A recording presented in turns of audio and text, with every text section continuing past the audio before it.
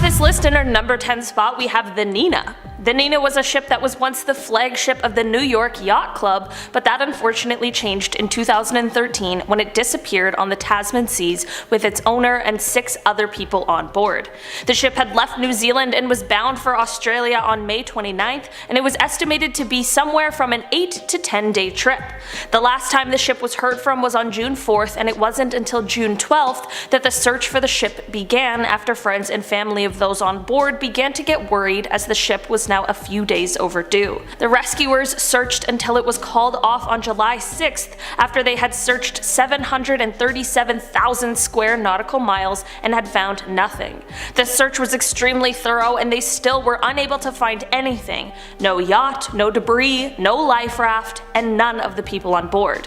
The last communications with the Nina came on June 3rd and 4th as a crew member was contacting a meteorologist and router for Pacific cruisers in order to get some advice on where the ship should go so as to escape a nasty storm they were encountering. There was also an undelivered text message from June 4th that the satellite phone company was able to retrieve that stated that the storm sails had been shredded the night before and that they would update them later at 6 p.m. with the course info. This definitely wasn't an ideal situation, but the message didn't signal that they would have been in immediate distress either. Aside from these messages, there wasn't any other contact that seemed to have been attempted, despite the ship being well equipped with emergency radios, flares, a satellite phone, and all of that sort of thing. Right now, the best guess as to what happened is that the ship may have sunk really quickly following the storms, and it didn't allow any time for the passengers to activate any of the emergency equipment, but at the end of the day, this is all just a guess, and what exactly happened out there still remains a mystery. In our number 9 spot today, we have the mysterious Whale Dieoff. Between 2015 and 2016, there was a mysterious large die-off of whales located in the Gulf of Alaska.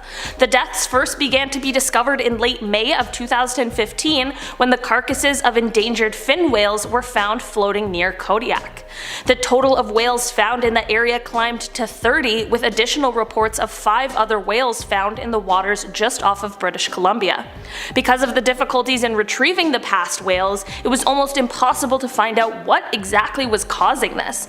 The leading suspect was a toxin being produced by algae, but when one of the carcasses that researchers were able to recover was tested, it came up negative for the toxin that they were searching for.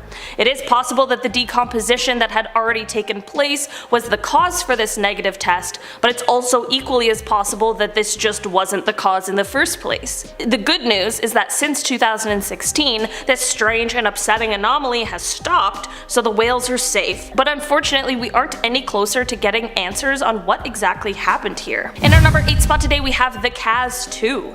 The Kaz 2 was a 12-meter long catamaran that set sail on April 15th of 2007 and was found adrift just 3 days later on April 18th, but without her crew. When the ship set sail, she was carrying 3 crew members, all of which were relatively inexperienced sailors. On April 18th, someone in a helicopter reported seeing the adrift ship, but it wasn't until April 20th that maritime authorities were able to catch up with the boat and boarded it. It was then, however, that they uncovered the bizarre circumstances on the ship. Everything on the ship was perfectly normal, aside from the fact that the crew had just seemingly vanished. There was a meal set on the table waiting to be eaten, a laptop was open and on, the engine was still running, all of the life vests were still on board, and all of the ship's emergency systems were fully functioning. The only out of place things were, of course, the missing crew, the fact that one of the ship's sails was badly shredded, and there was no life raft on board, but it is still unclear whether there was ever one on board. There are many theories as to what may have happened to the crew, but none have ever been substantiated or confirmed, which leaves the fate of the 3 crew members a complete mystery that we may never get the answers to. In our number 7 spot today, we have the disappearance of Bas Jan Ader. Bas Jan Ader was a Dutch conceptual and performance artist as well as a skilled sailor. He set sail on July 9th, 1975 in a ship called the Ocean Wave as he was setting sail to make his single-handed west to east coast crossing of the North Atlantic. He estimated that this trip was going to take around 2.5 months, but it wasn't until 9 months after he set sail that his boat was found unmanned, floating almost vertically in the water. The people who found the ship were Spanish fishermen who then took the boat back to Spain, where it ended up being stolen. Throughout all of this, Baz was nowhere to be found, and even still, over 40 years later, the mystery of what exactly happened remains. There are people who speculate he fell overboard in heavy bad weather, but this is of course impossible to tell, especially with neither the boat or Baz to provide evidence. The information to go on has only been what was provided by the people who saw the boat before it was stolen, so of course that is not nearly enough to really have any questions answered. What happened to Baz on his sailing trip is still a mystery, but I do hope one day we find out at least some answers. In our number 6 spot today, we have the Gulf of Mexico wreck. For almost 2 centuries, this shipwreck went undiscovered and undisturbed until the early 2000s, when a pipeline bisected it, and since then it has been plaguing those who are trying to figure out what mysteries it holds. A team was assembled in order to try and search the wreckage, but every time they attempted, something went wrong that made it impossible for them. Every time they tried, the exploration sub would malfunction right before they were able to begin checking it out. Like, I'm talking about everything, from video monitors going out whenever they fired the thrusters, to the sonar breaking, to hydraulics going haywire, one after another. After this whole ordeal, the Navy sent a research sub that pretty much just ended up self-destructing its own rover once it got into the water, and when it made its way to the wreck, its arms were too short to reach anything to collect. So this is all to say that it seems like whatever mysteries this shipwreck is holding, they are destined to remain as such.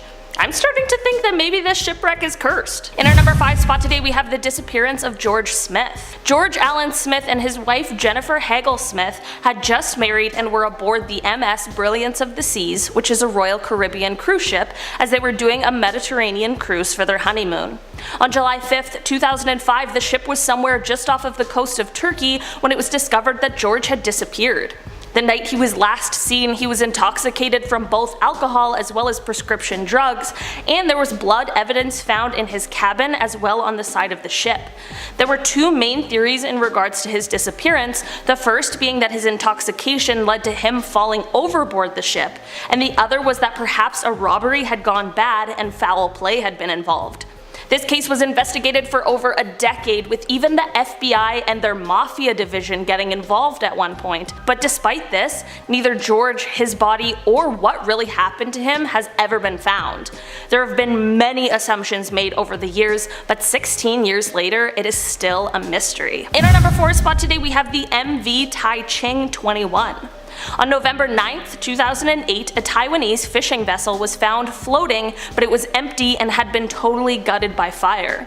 The 50-ton ship had obviously suffered a fire, but since there was no smoke anymore, it was clear it had been a few days since the fire was put out. Upon inspecting the ship, it was realized that the ship's lifeboat, along with its 3 life rafts, were missing, not to mention the crew of 29 missing men. The last transmission from the radio of the ship was on October 28th, but after that, nothing had been heard from the members of the crew, and there was no mayday call ever received. The search for the missing men spanned 21,000 square miles or 54,000 square kilometers, and searches were conducted by both the US Air Force as well as the New Zealand Air Force, but unfortunately the search turned up no results. The last radio transmission from the ship was a personal call from the captain to his wife, which took place on that October 25th, but that was the last time anyone had heard. There still hasn't been any sign of the missing 29 crew members, which of course is absolutely devastating. It is clear they must have abandoned the ship after the fire started, but their fate from there remains completely unknown. In our number 3 spot today, we have the disappearance of Rebecca Corium. Rebecca Corium was a British crew member and youth worker on the Disney Wonder cruise ship in 2011.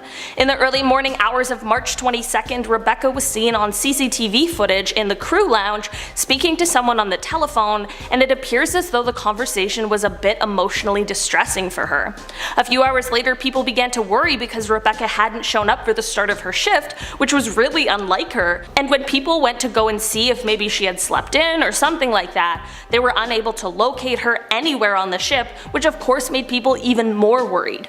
That CCTV footage of Rebecca is the last known sighting of her, and since then, no one has been able to figure out where she went or what happened to her. The first assumption was of course that perhaps she had gone overboard, and it prompted extensive searches of the waters in the area, but unfortunately nothing turned up. Almost an entire year after her disappearance, someone emailed Rebecca's family to say that she was 85% sure she had seen Rebecca with a man on the streets of Venice, but unfortunately this potential lead didn't turn up any real evidence or clues. Many people state that perhaps Disney Cruise Lines know more about what really happened, as other crew members have suggested that the entire ship is covered with so many cameras that there's no way that whatever happened could have been missed, but of course there's no evidence that has been discovered which would prove these allegations. It has been 10 years since Rebecca's extremely mysterious disappearance, and still no one knows exactly what happened on that terrible night. Hopefully one day some answers are found so Rebecca's family can get the closure that they deserve. In our number 2 spot today we have the disappearance of Jim Gray. Jim Gray was an incredibly important computer scientist who was responsible for many computer advancements that changed things for all of us. Other than being a computer scientist, he was also an experienced and skilled sailor, and one day on January 28, 2007, he set sail for a short trip so he could head out and spread his mother's ashes, as she had recently passed away. As he began his trip, Jim spoke to his wife on the phone and said he would call her once he got back in range. After their phone call, he called his daughter as well and left a little message for her, and then he was off on his trip, but unfortunately he never ended up returning. Jim's wife Donna was the one who raised the alarm bells as she was away on a trip, but like I mentioned, Jim said he would call her later, and he never did. At this point is when the huge searches began. Thousands of images of the area where Jim or his boat might be were uploaded to Amazon Mechanical Turk for people to look through and see if they could find any kind of signs, but to no avail. Jim also had an automatic emergency position indicating beacon on his ship, but whatever happened to Jim and the ship clearly didn't meet the requirements, or perhaps it had some sort of malfunction, or maybe it was even turned off. To this day, no one knows what happened to Jim or his boat, as no sign or trace of either has ever been found. The theories of what may have happened are endless and range from Jim intentionally disappearing to him being kidnapped for his computer skills and brain in order to do some kind of inside job, and really everything in between. There most definitely are theories that are seemingly more likely than others, but at the end of the day, they are all a possibility. In 2012, Jim's widow asked the court to declare him dead in absentia, which ended up being granted, so as of 2012, Jim has been declared dead, but that does not mean that he is. In our number 1 spot today we have the disappearance of Amy Lynn Bradley. On March 21st, 1998, Amy and her family boarded the Rhapsody of the Seas, which is a Royal Caribbean cruise ship en route to Curacao.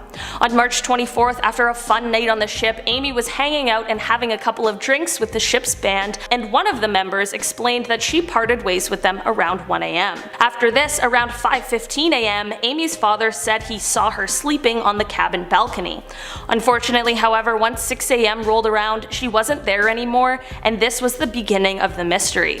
Once it was realized that Amy was missing, extensive searches were launched for full days before they ended up being called off when no signs or traces of Amy had ever been found. While this is all super mysterious and nobody really had anything to go on, the plot only thickens with this story. After her disappearance, people began to report seeing Amy. One sighting was by Canadian tourists in 1998 who said that they had seen a woman who resembled Amy and who had tattoos that matched hers on a beach in Curacao. A member of the United States Navy said that he saw her in a brothel and said that she told him her name was Amy and she asked for help, saying she wasn't allowed to leave. The most recent alleged sighting comes in 2005 when a woman claimed she saw Amy in a department store in Barbados. She said that Amy entered the restroom with 3 men who then threatened her if she didn't follow through on some sort of deal. The men left briefly, and the witness said the woman turned to her, said that her name was Amy and that she was from Virginia and needed help, but the men returned right after to take her away again. This story is devastatingly sad and has so many turns, and to this day no one knows exactly what happened to Amy or if these witness sightings are accurate at all. Starting off at number 10 now, we have the Ice Finger of Death. This footage was captured by the BBC off the coast of Antarctica. A creepy, twisting column of ice reaches down to the sea floor and then begins to spread out, killing every living thing it touches. You can see it here just wiping out a whole colony of unwitting crabs. It's caused by new sea ice forming at the surface of the water that is so salty it begins to sink and freeze. This is called a brinicle. Now at first it baffled scientists and scared people who saw the footage, with some people calling it slow lightning and wondering if larger versions could form that could actually threaten humans. For now though, scientists are continuing to unpick this fascinating mystery and study the Ice Fingers of Death. Moving on to number 9 now, we have the Millennium Falcon. In June 2011, a scan of the ocean floor near Sweden and Finland revealed something very strange. It looked, and there's no other way to say this, like the Millennium Falcon spaceship from Star Wars. Don't believe me? Take a look for yourself. It was found at the bottom of the Baltic Sea and scientists were absolutely baffled. In the absence of any real answers, people just started coming up with their own theories, which ranged from a simple rock formation to a crashed UFO. Eventually, a team from Ocean X went down there to investigate. At first, they thought it was just a stone cliff, but as they approached it, they realized it was more in the shape of a giant mushroom with rounded sides and rugged edges. It had an egg-shaped hole at the top as well as strange circle formations that looked like small fireplaces. They were even covered in something that looked like soot. The team concluded that it must be a natural formation, but they don't understand how it was formed, especially because no volcanic activity has ever been reported in the Baltic Sea. Do any of you have any good theories? Next up at number 8 now, we have the underwater pyramid. A few years ago, a huge anomaly was found off the west coast of Mexico. To many people, it looked like a pyramid, but deep underwater. Now of course this caused an explosion online among UFO enthusiasts who believed it to be an ancient relic of an alien civilization. It was first spotted by UFO enthusiast Marcelo Igazusta, who was using Google Earth to search for signs of global UFO activity. Now to this day, you can still use his coordinates to go and see that feature on Google Earth. It's thought to be about 11 miles across, which would make it about 10 times the size of the Great Pyramid of Cholula, the largest known pyramid structure on the planet to date. The area is a hotbed of volcanic activity and the feature may very well be a product of that, but this hasn't stopped the UFO enthusiasts searching for more answers. Moving on to number 7 now, we have the underwater rivers. In Mexico's Yucatan Peninsula lies a very interesting phenomenon, underwater rivers, and they look like this. But how exactly does this happen? Well, basically, when a limestone bedrock collapses, it sinks and forms a pit. This creates a reservoir that then fills up with a mixture of fresh and groundwater and salt water. Finally, when organic matter ends up in there and decomposes, it produces hydrogen sulfide, which separates the fresh water at the top from the seawater below. Now all of this understanding is quite a recent thing. To the first divers that saw this, it simply looked like an underwater river. Next up at number 6 now, we have the Milky Sea. For centuries, sailors who have been out to the most distant parts of the ocean kept reporting a mysterious phenomenon all over the world, the Milky Sea. Miles and miles of pale, milky, glowing water. When they returned, many people didn't believe them or thought they were just mistaken. But in the modern era, sailors are still reporting it. Finally, in 2005, a group of scientists led by Dr. Stephen Miller of the Naval Research Laboratory in Monterey, California, decided to investigate. They studied reported cases and found that on at least one occasion there was a bioluminescent bacteria in the water known as Vibrio harveyi. In order for them to cause the effects that have been described, they would have to congregate in massive numbers, and that is still very much a mystery. There are theories out there, but the Milky Sea story is not over yet. And I think that's really cool. Moving on to number 5 now, we have Pavlopetri. This is an ancient Greek city, thought to be over 5,000 years old. In 1000 BC, an earthquake resulted in the entire city being swallowed up by the sea. The area never re-emerged again, and so it has been relatively well preserved. Entire roads, houses, gardens, temples, and cemeteries are almost as they were the day they were flooded. In 2009, scientists used sonar mapping techniques developed by the the military to make Pavlopetri the first submerged town to be digitally surveyed in 3D. Now scientists have a big task ahead of them to figure out who these people were, what their lives were like, and where did they go when their homes sunk beneath the waves. Next up at number 4 now, we have the giant squid. For centuries, sailors told tales of the Kraken, an impossibly big squid-like creature that lived at the bottom of the ocean, only surfacing to smash up ships and drag sailors down to their watery graves. Although the Kraken has now fallen into folklore, a very real creature may have taken its place, the giant squid. It can grow up to 55 feet long and was never even photographed alive until 2004. Scientists know very little about this creature. They don't know its daily behavior patterns. They don't know whether it comes to the surface or remains deep at the bottom of the ocean all of the time. They don't know how fast it can swim, whether it uses its tentacles to catch prey. They don't even know what it eats or how long they live for. The giant squid may prove to be one of the last mysteries of the ocean, forever lurking below the depths of human knowledge. Moving on to number 3 now, we have the immortal jellyfish. Some humans search for immortality. One species may already have the answer to that. The scientific name for this jellyfish is Turritopsis dohrnii. Its nickname is the immortal jellyfish. Just like every other living thing, it ages, except when it comes to the point where it should start dying, the immortal jellyfish just says, nah.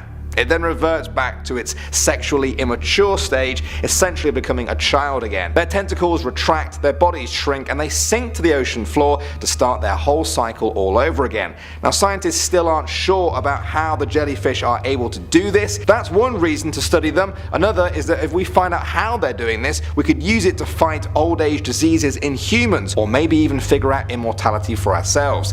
Do you think that's a good idea though? At the number 2 spot now, we have the purple orb. In 2016, the team operating the exploration vessel Nautilus came across a strange purple orb on the ocean floor off the coast of California, and it appeared to be alive. The scientists were stumped. They had never seen anything like it before. They joked about it being a spider egg sac or a tiny mama octopus. They even nicknamed it Blobus purpurus, and they weren't the only ones who were interested in it. A crab was there too. The crab was just knocking this purple blob around, and the team had to basically prise it from its claws to retrieve it. After taking it back to a lab to study, scientists were very puzzled as to what exactly it was. After analysing it though, they believed it to be a variant of a sea slug. A purple orb sea slug. And finally, number 1 now, we have the bloop. In 1997, the bloop sound was heard deep underwater in the Pacific by multiple listening stations that were thousands of miles apart. Take a listen to the famous bloop.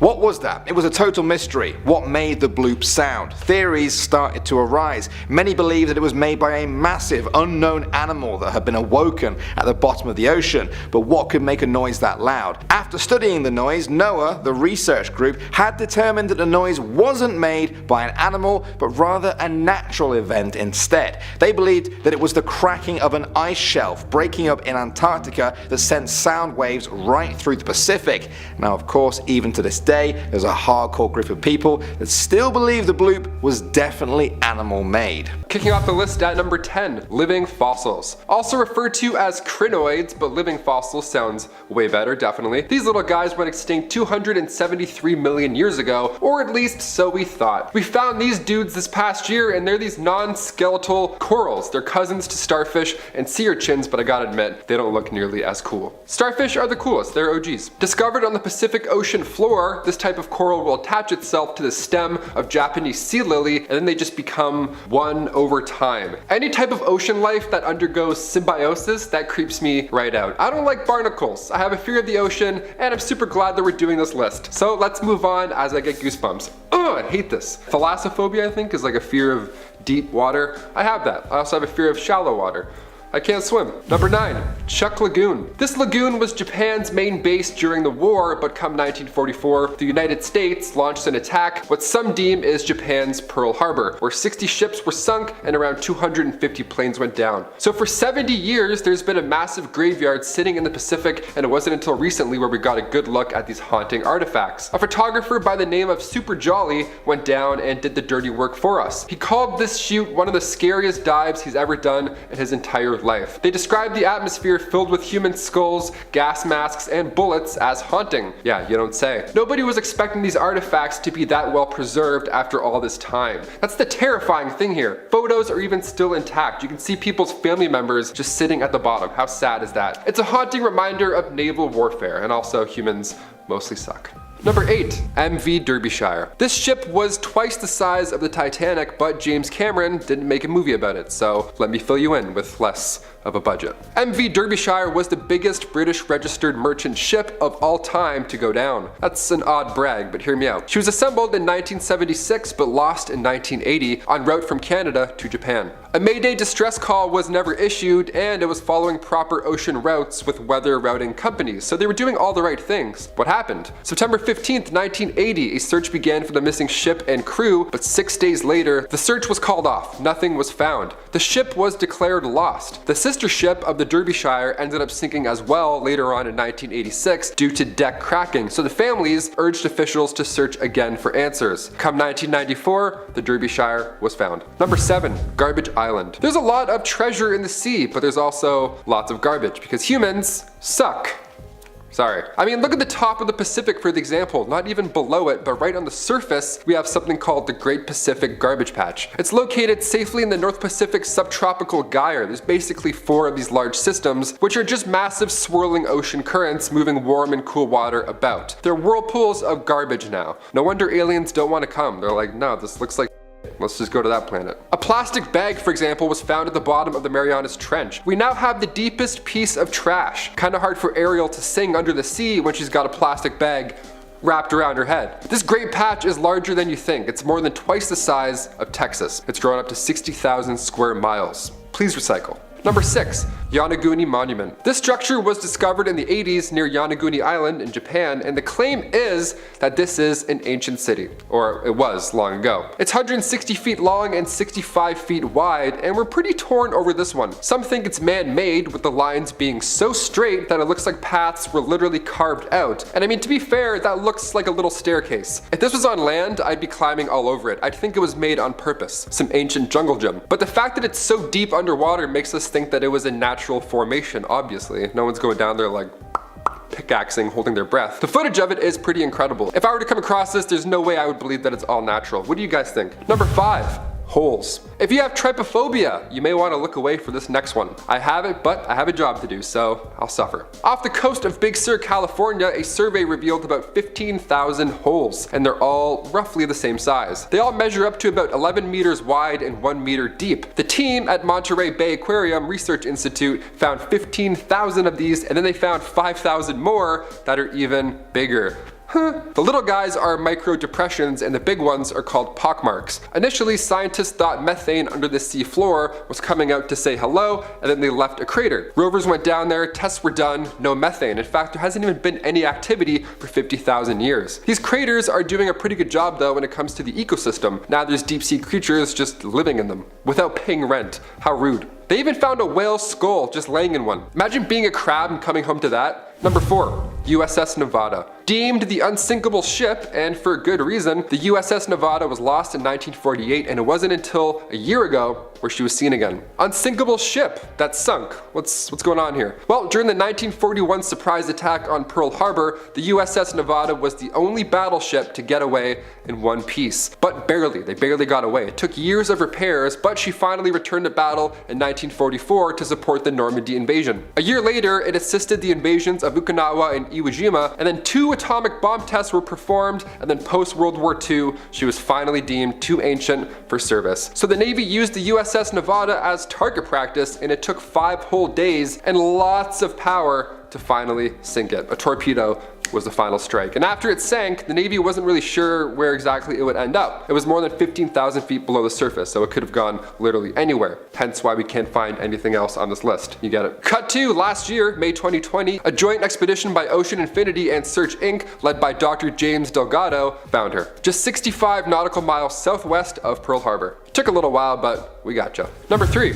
Amelia Earhart. Yeah, you heard me, Amelia Earhart. The first woman to fly across the Atlantic, was well on her way to setting even more groundbreaking records, but her plane tragically disappeared somewhere over the Pacific in 1937. It's since been a great mystery where the final resting place of Amelia Earhart is, but we may have actually found her remains back in 1940 on the Pacific island of Nikumaroro. The initial examination of these remains were reported to be that of a man. That was the general idea in 1941, but come 2018, however, we now have a different idea. Science got better, our ideas got smarter. Researcher Richard Johns took another look at these lost remains, and since those days we've learned more about Amelia Earhart. Photos have surfaced since, so now he's comparing the bone measurements to her body type, and they're actually pretty sure that that's our missing aviator, and that we had her the whole time and we just didn't know. Number 2. The Dragon's Triangle. The Dragon's Triangle is located in the Pacific, obviously, as are most of these, and it's like the evil sister of the Bermuda Triangle, and just like that triangle, this one also takes the blame for disappearing ships and planes, and apparently UFOs are flying about.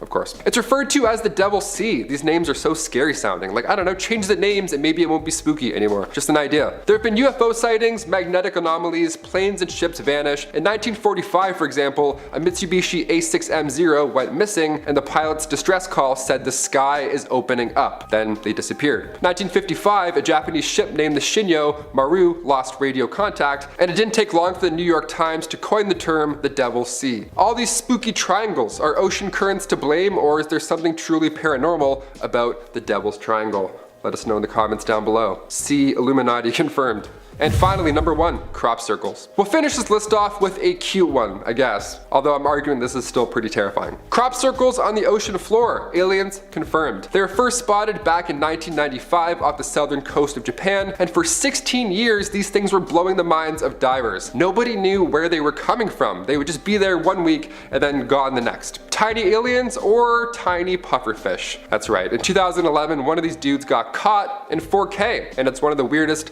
but most cute things I've ever seen. These male pufferfish, they try and lure in the ladies by making art. Yeah, some birds dance like crazy with their weird mouth-looking wing things. Some fish make art. I don't know. Deal with it. Animals are... The thing that baffles me, concerns me if anything, is that the pufferfish uses a shell, like he uses a tool to carve out his emotions. Check this out.